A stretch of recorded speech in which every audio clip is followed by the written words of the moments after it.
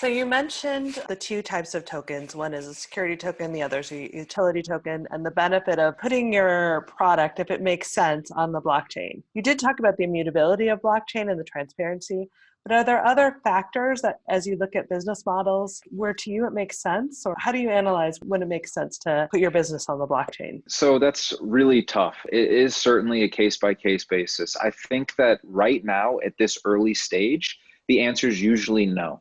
Does this need to be on the blockchain? No. And if it doesn't, you have to ask yourself if you really need that token, or if the token is just a method of fundraising or trying to catch on to an ICO craze. And if it is, I want you to embrace that, right? If you're a startup entrepreneur and you say, I want to tokenize because I think it's the best way to fundraise, crowdfunding is a massive business, as I stated, and it's not Yeah, going anywhere, right? yeah. And I think it's important because going back to my background with startups, right? I had an opportunity to get very, very early access to Grubhub stock. And that's just my personal life example. So that's what I talk about because that's what I know. Way before it was ever traded on the public market. That was not an opportunity that would have been available to me as a regular kid from the neighborhood if I had not been an insider, unless I was an in the know accredited investor in Silicon Valley, you know, as a part of a fund or whatever the case may be, investing in Series A, B, C, D, what have you.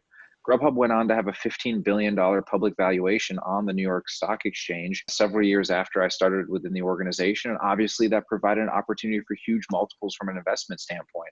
So I truly, truly love the startup ecosystem, and I love what crypto can do for it because it does give regular people like us the opportunity to invest in the next Uber before it lands on the New York Stock Exchange or outside of a private round. So I think that's huge. So there is definitely a case for raising money, but you have to do it the right way. You should do it compliantly, and you should do it registered with the SEC so you can set the right expectations. From a tech perspective, why build on the blockchain? I think it really depends if you think you want to future-proof your business. I do believe that blockchain or a derivative of blockchain like Hashgraph or another technology that solves similar problems is a part of Web 3.0. I think Web 3.0 is here.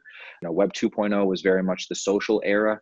And as we dive into more advanced computing, be it AR or VR, virtual reality or augmented reality, and the list goes on, machine learning, AI, et cetera, blockchain is going to, and these just, I think more advanced computing technologies are going to be more and more important. So I think you just have to ask yourself, do I want to future-proof my business? And if you're in logistics, if you're in gaming or gambling, if you're in private data transmission, the use of smart contracts can be really helpful. Money transmission, so financial services oftentimes make a lot of sense. But if you're the Uber of freaking dry cleaning, or, you know, just an online platform that connects one person to the next, a messaging app or some crap like that, Kick or Telegram, right? You don't need to be on the blockchain. Therefore, you don't need a token unless, of course, it's a security token for fundraising. Right. And the answer is usually no. So it can be hard to say, but that's kind of my 2 cents on it.